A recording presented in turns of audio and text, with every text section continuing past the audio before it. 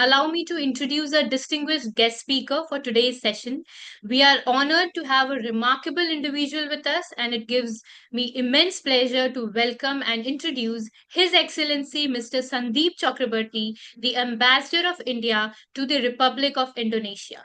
Mr. Chakravorty is not only a highly successful diplomat, but a shining example of dedication, prudence, and service. Over 3 decades of his distinguished career in the nation's service, he has devoted himself to the principles of global diplomacy, international cooperation, and public service. Let me take a moment to reflect on the breadth of his experience. He carries with him a wealth of experience from his past assignments. Having joined the Indian diplomatic service in 1996, he has occupied some of the most important and strategic role in India's diplomatic system. He has been India's ambassador to Bolivia and Peru, a council in New York, and served as the Deputy High Commissioner in Bangladesh. His skills and commitment have also led him to India's mission in Spain and Colombia, where he was instrumental in enhancing bilateral relations and advancing India's strategic interests, demonstrating his global outreach and versatility across nations. However, his contributions do not end here. What is particularly inspiring of Mr. Chakraborty's journey is his strong foundation in social and environmental causes. Prior to joining the diplomatic service, he has also spent more than 5 years working on sustainability and environmental projects for non profit organizations in India. Mr. Chakraborty has a master's degree in advanced studies in international and European security from Geneva University, a master in sociology, and a postgraduate in forestry management. This rare combination of environmental, social, and international knowledge gives him a rare and invaluable perspective on the challenges and opportunity facing our world today. And if all of this were not enough, Mr. Chakraborty has recently authored a book named International Relation and Diplomacy Primer. This insightful and accessible handbook is a gift to all who wish to understand the intricacies of international relations and diplomacy. As we gather here to learn, share, and to grow, it is my great pleasure to invite to the webinar a visionary diplomat and an inspiration to all of us, His Excellency Mr. Sandeep Chakraborty, to address the viewers and share his valuable insights. Mr. Chakraborty, over to you, please, sir.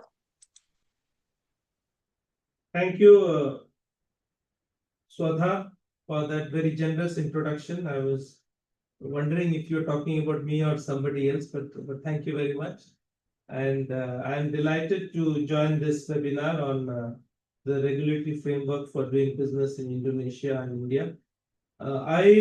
Since I'm based in Indonesia, and I would like to focus on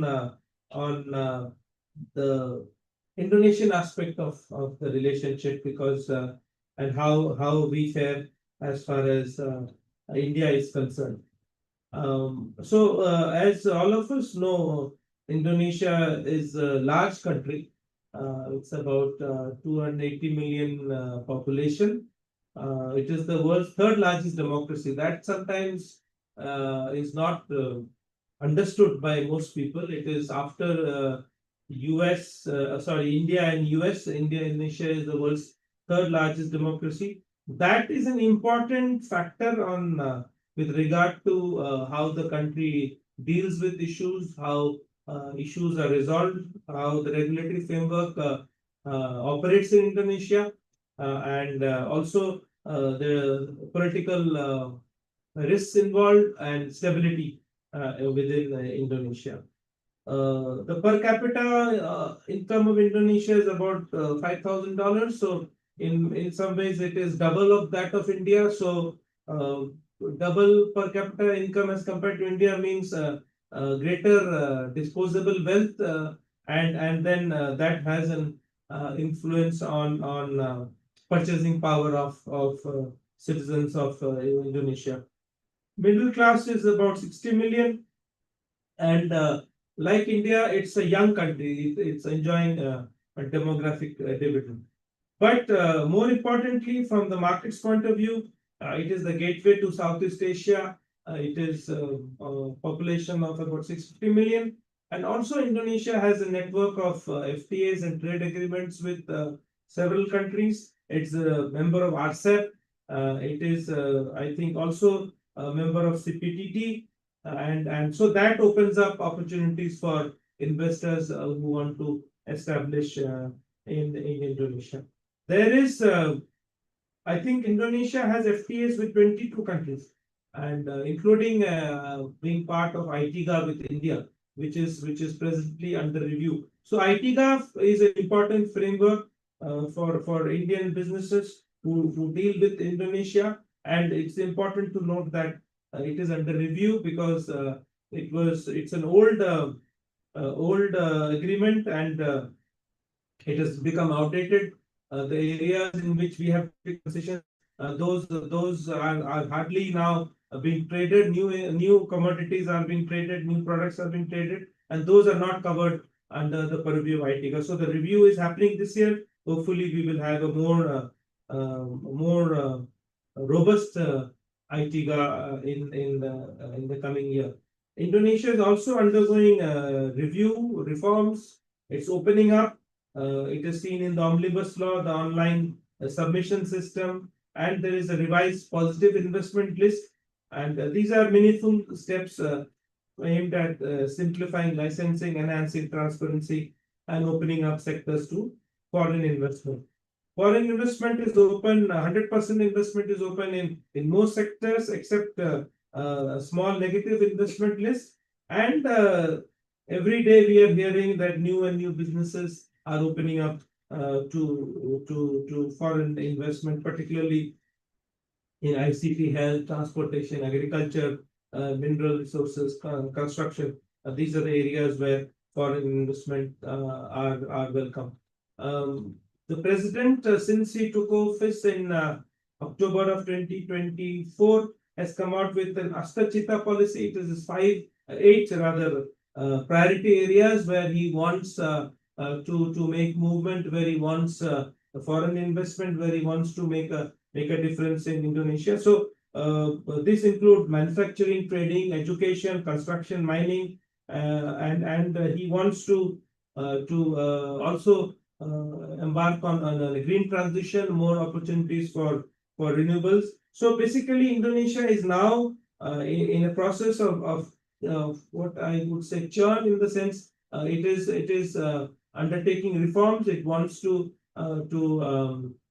it has many social sectors to address. It has many programs to address the bottom half of the pyramid, and those, I think, are also impacting its economic growth, because last quarter growth was below 5%. But the sentiments are positive, and the president has said by the end of his term in 2028 9 Indonesia will register a growth of 8%. So that is the optimism we have, and Indonesia and the government is working towards that.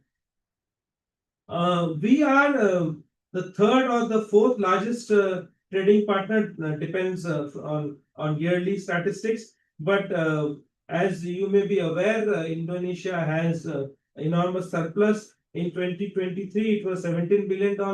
In 2024, it was almost $15 billion. So we have an issue of trade barriers, of NTBs, and also tariff barriers, in the sense that Indonesia only committed to about 54% of tariff lines to the ITGA. So we give more tariff access to Indonesia rather than Indonesia giving to us. So there is some disparity, and I hope that will be addressed.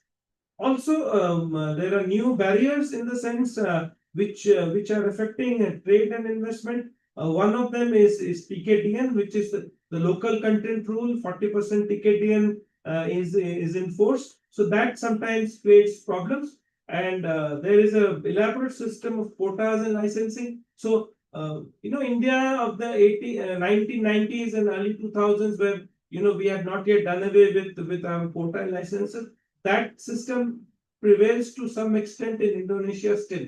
So that works as a barrier. So the OGL system is not as robust as in India. So it is difficult sometimes to obtain licenses, and there are quotas, and that impacts trade, and also it impacts investment, because companies would first like to trade. They would like to understand the market, and when they are assured that there is a market, then they invest.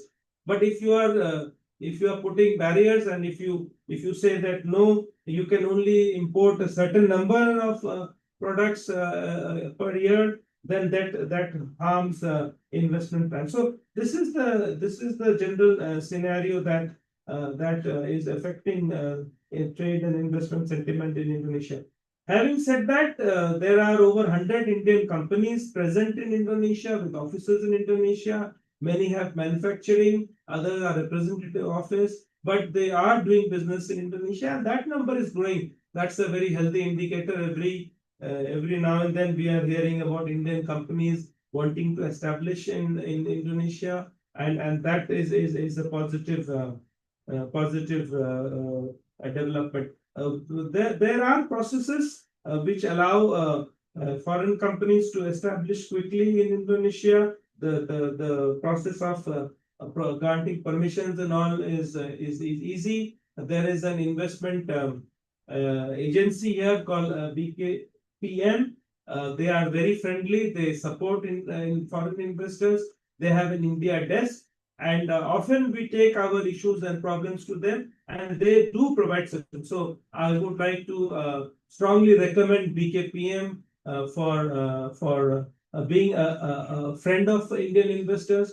And whenever there are issues, we have meetings with them. They resolve our problems. And any interested investor, we always recommend that they meet with BKPM and share their investment plans. Also, incentives are available. There are special economic zones in Indonesia where tax holidays are available. Many are negotiating those, and want to establish themselves in these tax holiday special economic zones. Um, uh, there is a new development in Indonesia with the establishment of the sovereign wealth fund, which actually has become a holding company of state-owned enterprises. More than 800 state-owned enterprises have been brought under this sovereign wealth fund called Dhanantara. But what is interesting is that Dhanantara has funds which they want to invest along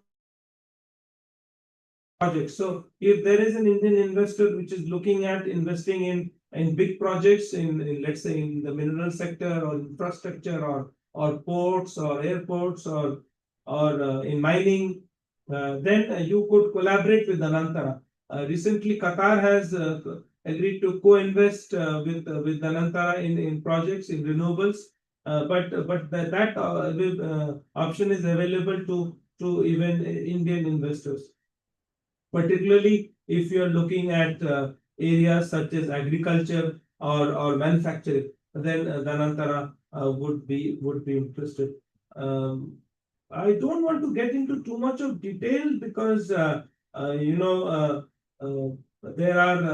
a lot of variation, lot of intricacies. Depends on what you want to do. But my point here is that Indonesia is a big economy. It is growing at least 5% a year. It has a sizable middle class. People have disposable income. It is well located in the Indo-Pacific region. It has FTAs with many countries. In fact, we are also looking at a bilateral trade agreement with Indonesia, which may further open up sectors and remove tariff and non-tariff barriers for Indian companies. So Indonesia is a very attractive trading and investment destination. The rule of law prevails to a large extent. There is redressal of issues. There is a robust legal system.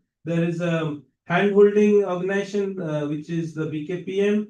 There is also a Ministry of Investment. They also do troubleshooting. So the investment climate is positive. But at the moment, due to geopolitical and other issues, maybe companies are holding their investment plans because I'm alluding to the tariffs. That could be one reason why companies are holding back on their investment plans. But I would rate the Indonesian prospects from moderate to high, and I would take this opportunity to invite Indian companies to look at Indonesia, to come to Indonesia and invest in Indonesia because this is a major country in the world, and it is rich in resources, and it is targeting a growth of 8%. Thank you.